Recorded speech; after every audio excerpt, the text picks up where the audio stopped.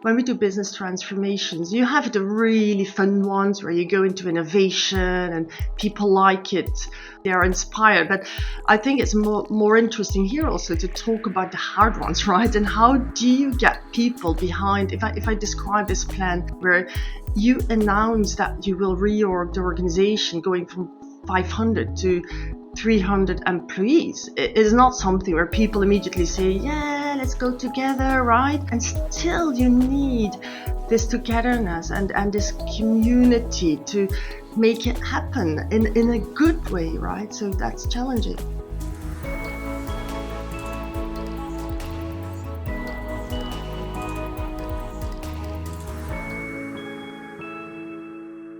When you look at the transformation programs you've been involved in, what do you think is at the heart of getting it right?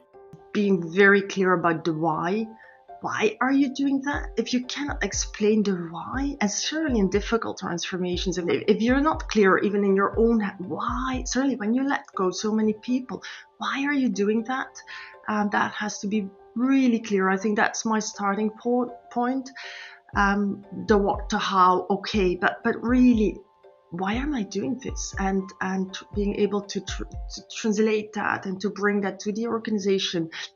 And then the second thing for me is creating a community around you. First, probably with a small leadership team, as it often goes, but then being able to extend that to the broader organization and creating kind of movement, I would say, or togetherness, to do it together. The issues also is not that much on the brainy side of it, the techie side. Those are the things you can also prepare very well, numbers, technical frameworks, etc. But where it goes wrong, if it goes wrong, it is on this emotional side, on people don't buy into it, people don't want to do it, and to turn this into, yes, this community, this movement, this idea of together we will be strong, we'll do it together. I think that's when you really feel that you can move really important things. When you step back and look at the process you followed from the point of completion, is there a way you describe it? Is there a metaphor that comes to mind?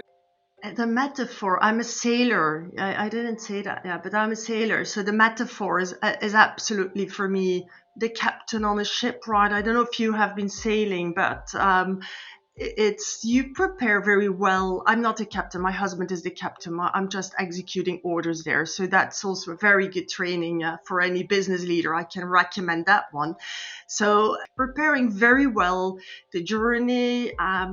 I'm a bit worried, like if there's too much wind, I would say, like, can we not stay in the harbor? Where he would say, like, no, Christiane, we'll go out and I have some destiny in mind, right? Where I say, not sure, can we wait a little bit longer? So I think that metaphor holds well. While there is a lot of preparation he is doing then in the back, even I'm often not involved in planning the journey, looking at the weather forecast, preparing the ship well, etc. And then, he has to keep up morale, right? There is a briefing. We all get a bit the instructions, but also it's like the team bonding together. And then when you go out, it can be very unpredictable. We got into storm, right? So, and then you have to be agile, you have to adapt, and you have no choice. You have to keep the morale on board, because if somebody starts saying, like, you cannot get out of it, right? You're on the ship, and certainly when there is a storm, you need everybody. So this captain needs to be able to keep morale up, keep this team spirit up, avoid panic, and again, then you have this technical planning, looking again in the meantime at the charts, at the weather forecast, the technical side of it, but also making sure that mummy on board is not stressing out and still functioning, right? So the metaphor of sailing, I think, is one that is working for me, of course, very well. I tell you what, Christiane, what I love about that is we have been struggling with this for at least 6 months and failing, and you've absolutely just nailed it. But Yes. what's also quite funny is Andrew is a sailor, and Yes. and he didn't didn't come up with this analogy at all. Yes, it's true. It's true. And what do you think about the metaphor, Andrew? I think you're absolutely right. And Adam's right. I missed the very thing that was right in front of me. It's such a good example because it's such an intense, explicit way of thinking. And you're right. There's a whole load of unpredictable things, particularly when you take people out who haven't sailed before. Some people absolutely fly. Some people go down with seasickness, and as you know, that's totally unpredictable. You can go out one day and you don't get seasick. You go out the next day in better conditions and you get seasick. Some people love it. Sometimes the dolphins turn up and that lifts everybody's spirit, but that's totally unpredictable. And so you've got tide in there. You've got unpredictable weather, and then you can get all kinds of weather, as you know, in one day. So yeah, I think it's wonderful, Christiane. Really, really interesting. If you were talking to a new leader that hadn't been through a transformation before, what would be the most important thing you would want to share with them? It would be probably, if I see one thing that's overlooked, is this hard element to say, don't forget in any transformation, you're dealing with human beings is the most important. You have to bring them along, listen to them, respect them, create trust. That's probably, if you do that right, things will work out. So the most important thing is it's a people's business. It's don't forget the hard side of it. That would be my advice. And I think with that one, I would say like most transformations are doable and will come to a good end. But if you forget that one, then it becomes really difficult. So that's the one. I also see that it's sometimes overlooked because it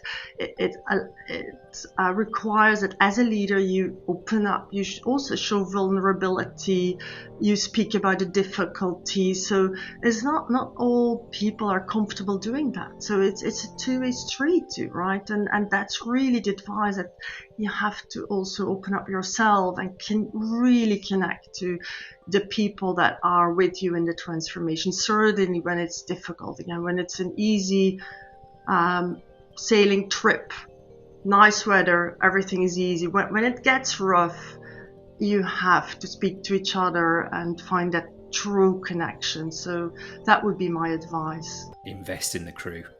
Invest in the crew, right? They're the only ones who are going to get through it. It's the obvious point, is that they are the only ones that are going to get through it. Yeah, and if they let you alone, and Andrew, you know that, if you're alone as a captain on the ship, you're lost. You need those helping hands. You need people that support you, certainly when you are in rough times. So yes, that would be my advice.